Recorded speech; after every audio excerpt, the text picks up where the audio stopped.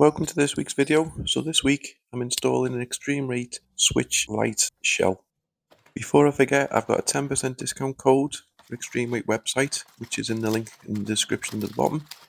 So this is the kit that I've got. As you can see, comes a nice grey shell, which is very SNES-like, with a SNES design on the back. So the kit comes with SNES style coloured buttons and also just regular black buttons.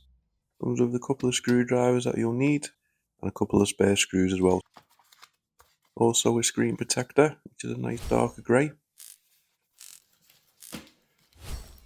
So the only thing it didn't come with, which I was surprised with, is a grey touchscreen. So I ordered this separately from AliExpress. And it's a perfect match. It's just the general grey touchscreen from a Switch Lite that you get. So from a few old videos, I got a couple of SNES Lites, which were a lot of spares. I had a lot of screens and a couple of motherboards.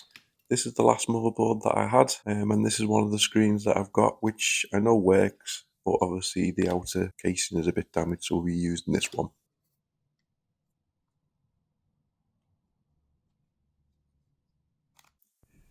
So it comes with all the screwdrivers that you're going to need, a Phillips head and a tri-wing screwdriver.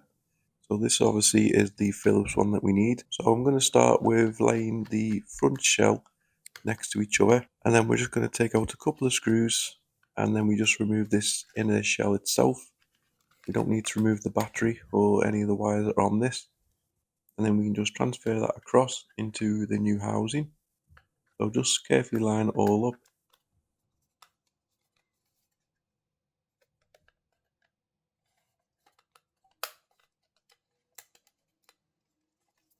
And then once it's in place, pop the screws back in, which you've just taken out. With a Switch Lite, there is a lot of different size screws, so just make sure you're putting them back in where they were taken out. So I'm just going to quickly take the joysticks off. Obviously the ones that are on this are quite battered, but what we need is this black protection which is underneath. This is like a bit of a dust guard, and it also makes it a little bit tidier when you attach the new joystick to it. So we just move that across, and then I've got a couple of white ones that I've decided to put in. Black would do just the job, but I had a load of spare white ones, so I'll just pop them in and then put the two screws back in. And as you can see, nice contrast. And then we do the same on the other side. Take the old battered one out, take the black protection out. This side is a little bit grubby though, so I just need to give it a quick clean before popping in, and then putting the joystick in with the two screws, and then we're there. So these are the buttons that it comes with. So you've got your D-pad, you just pop in, and then you've just got your minus button that goes at the top. So when trying to get the screen out of the yellow housing, I was a bit rough and broke it, so I'm going to have to use this pink one instead. So I recommend what you need to do is to get some kind of lipper or hard plastic edge here to slide underneath. Also a hot air gun to try and melt the plastic on the touchscreen itself. So we need to keep moving it, don't have it too high, keep moving it around.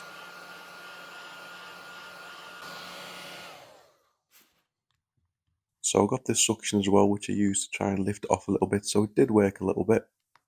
Just need to heat it up and then put the suction on, and then just get the little plastic edge underneath the corner. So our main aim to begin with is to release the touchscreen on this old broken shell. Just keep applying more heat if you need to. The aim is to try and melt the plastic stickiness to make it a little bit easier to release, and then carefully run it along the edges. Just keep taking your time.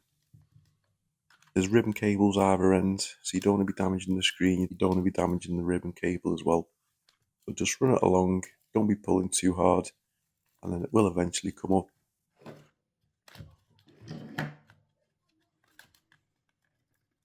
And then you can just gently lift up the old touchscreen, and if you're careful you might be able to move without damaging it. So as you can see, the screen stayed attached, so carefully just peel it out without damaging the ribbon cables themselves. And then we've got a bit of stickiness holding the screen to the digitizer again. So once again, I apply a little bit more heat. You don't want to be applying too much because you don't want to be damaging the screen. And then just carefully put it in and run it along the edge. When I did this before, I was too heavy-handed, I didn't use any heat. As soon as I inserted the plastic clipper, I could hear it cracking. So just keep applying heat, move it away, keep it moving around so it's not in one place, and then eventually the stickiness will come off and you'll be able to separate the screen from the digitizer itself.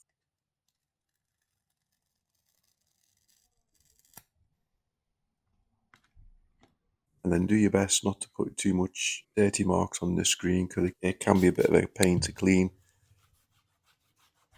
If you do, just get a bit of screen cleaner and then give it a good clean as much as you can. Then you just need to line up, there's two ribbon cables. This one's for the backlight, the small one that you need to sort of thread through to where the battery comes out. And then the other main one is for the LCD screen itself, which goes in the slots on the back. So we're just getting that into place. It's a lot easier to install the screens on these compared to an original Switch because it's got a set position, it can't move. So I'm just then going to line in the digitizer. So again, carefully just slot it through underneath the housing. Just make sure it goes through, slide it together.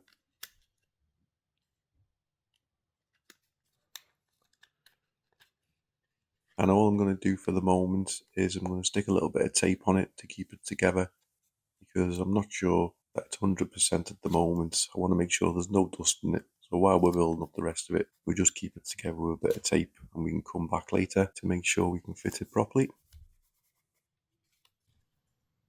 So next up we just need to put a couple of the buttons back in, which I was putting in before, and then the rubber membranes go on top. Then we get the motherboard side housing to go in.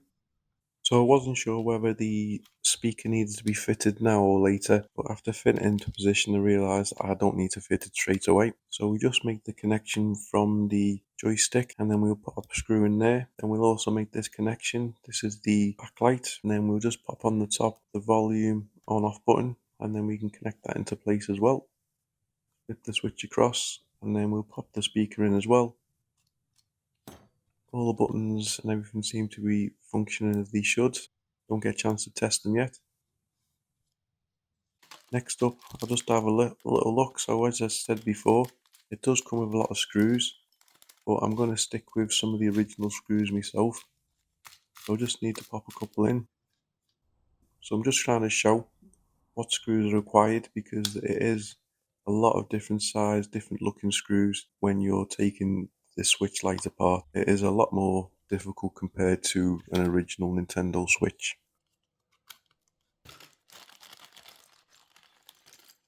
Next up is the shoulder buttons. So we just need to attach a spring to the L button and then you just need to carefully squeeze it in, get into position, trying your best not to let the spring out and get lost into the nevers.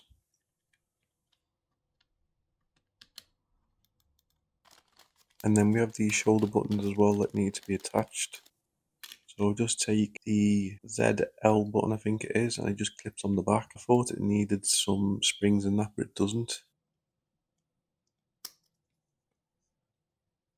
Attach the membrane and then just line it up as best as you can. I realised that I really need to put this on first before making the on off button connection, so I just disconnected that and then repositioned it. Takes two screws, pop them in, and then I can put the on off connection back in and line up a little bit better. And that looks and feels perfect. So now we need to do the other side before we put the motherboard in. So this is the home button. You just need to pop two pieces together, so that looks quite nice. So I'll just pop that into place. And then we've got the SNES style buttons. It does come with black buttons if you wanted to keep it all a black look, but obviously I bought it because it was a SNES style. So just make sure you pop them in the right way. You don't want the colours and the buttons in the wrong positions. So just line them up, pop them all in using the tweezers, it's easier.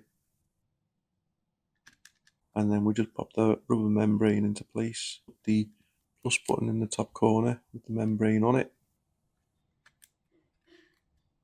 And then we'll attach the fan. So that takes three of these screws, so we just pop them in as well. And then we just need to line up the motherboard. So this just goes underneath.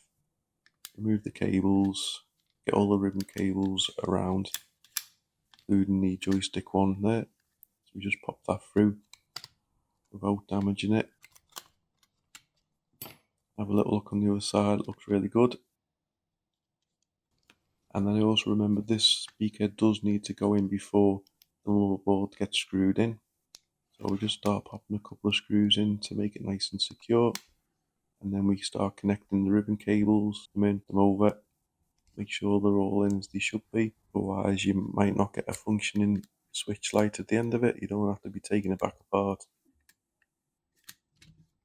Plug in the speaker so we get some decent sound. And then the same again on this side for the shoulder buttons. Spring in the R button, just pop that into place without losing it. And then the ZR or RZ, whatever it's called, goes on the other side, little membrane underneath, just pop that into place. And then that also requires 2 screws to go in it. Make the fan connection, we need to make sure the fan works. And then we've got these 2 cables that need connecting on as well. And then a couple of silver screws to go in to secure it. Now these ribbon cables always seem to get damaged, so I bought a couple of spare ones from AliExpress. They just need to be bent in the right way, so we just connect it either side, and then it just needs to be folded in a certain way that will fit in. And then you just need to remove again the speaker, because I found the speaker needs to go in before the ribbon cable goes over. So the speaker back in, screw in there, ribbon cable over, and then we'll put the connector back across. Now I'm just going to attach the game card connector. So this just goes in, and then a load of screws that need to go in that. Now we're going to give it a quick test before it goes fully back together. So it turns on, which is always a good sign. We're going to get a full boot. Hopefully we will. Yes, we do. So it's logged on, the touchscreen seems to be working. So we just do a couple of tests to make sure that everything's okay. So just give it a quick once over. Give all the buttons a quick press. Everything seems to be as it should be. Joy-Cons are clicking down as they are meant to. And then I just make sure that the Joy-Cons are working as they are supposed to as well. And there's no stick drift, even though they're new. I have had a lot of dodgy ones in the past. And that's working perfect as well, just as we want. And then one quick test, make sure it reads a game cartridge, which it does. So we all seem to be good. So we can pop the rest of the screws back in now. I've applied a little bit of new thermal paste. Obviously I don't bother showing that because I'll only get told I've done it wrong. And then I reconnect the battery, reconnect the ribbon cable, bit more thermal paste, put the rear heat shield back on. This requires a couple of screws as well. Make sure it's all lined up properly, one in the middle, one on the top, one on the bottom. And then I think it's missing one there just because the shield's broke, but it's not the end of the world. Now onto the back plate. So we just need to attach these vent covers here, which come with the package. We just need to take out a few bits from the old back cover to put onto the new one. Just these covers that hold it in place and a couple of screws.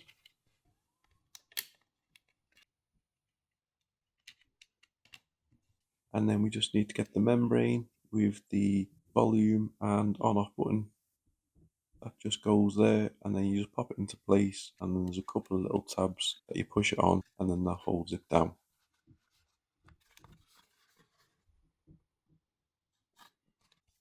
And then when we put it back together, I found the best way is to hook it on at the top, so in it at a bit of an angle, make sure the top lines up as it should do, and then once that's all okay, you can then click round the bottom and click round the edge. There shouldn't be any kind of resistance, it should just be able to click into place. Then we've got 4 Phillips head screws to go top and bottom, and then the same on the back. I replaced the tri-wing with the 4 Phillips. Now we're just going to go with sticking down on the screen, so turn it on to make sure it looks okay. I just open up, and on the back of it there is a little plastic shield that needs to be taken off. So just carefully peel that back.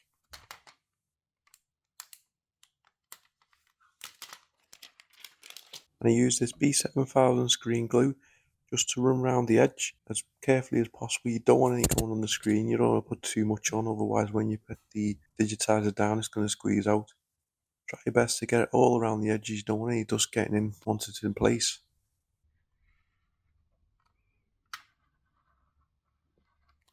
And then once you're happy, again just wiggling the digitizer into place and then just gently push it down and make sure it's all as it should be. Any excess just quickly rub it off. And then just get these clamps to go on either sides to hold it in place, and you just need to leave it like that for a couple of hours. Then once we've done that, we can take that off, the screen protector off, and now we've got this new screen protector to go on. So we just get it into position, lay it down, line it all up, get rid of all the air bubbles as best you can. I'm not always the best at this. Give it a quick clean, and then there we have it. We finally completed our Nintendo Switch Lite in a brand new Super Nintendo style finish. So I'm a massive fan of these eXtremeRate shells, really good quality, much better than the cheap Chinese imports that you can get. Looks really good, it feels really good, it wasn't the hardest job to do, and the outcome of it is brilliant. It completely changes Nintendo Switch from an old style looking thing to something very unique. So as I said, don't forget the discount code in the description for an extra 10% off on their website. Thanks very much for watching, please like, comment and subscribe.